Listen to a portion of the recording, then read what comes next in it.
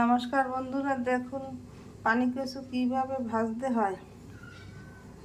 আমি এখানে পানি কচু কুচি করে নিয়েছি, এইভাবে কুচি করে নিয়েছি। আর এখানে পেঁয়াজ রসুন কুচি করে নিয়েছি। আমি 2 মিনিট পর ফিরে এসেছি। আমি চুলায় করে দিয়েছি, আগুন ধরিয়ে দিয়েছি। এখন 1 টেবিল চামচ তেল দিব।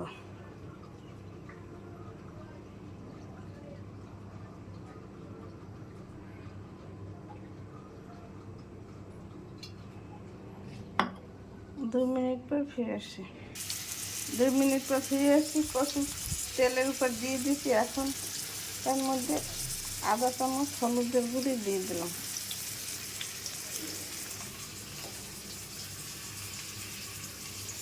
এক চামচ লবণ দিলাম।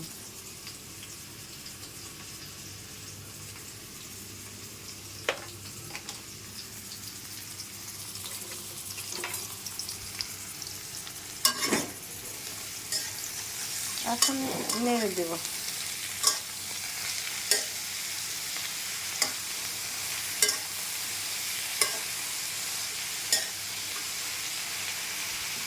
আমি ঢাকনা দিয়ে ঢেকে দিলাম।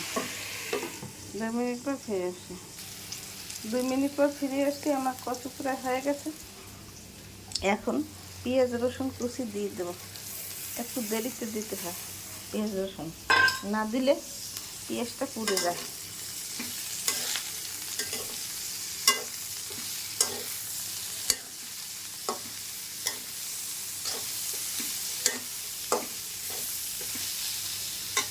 এখন আরেক টেবিল চামচ তেল দিয়ে দিলাম।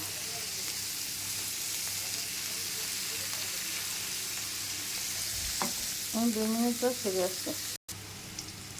2 মিনিট পর ফিরে আসছি। আমার কচু ভাজা হয়ে গেছে। এইভাবে আপনারা ঘরে তৈরি করে খেয়ে দেখবেন, খেতে অনেক সুস্বাদু লাগবে।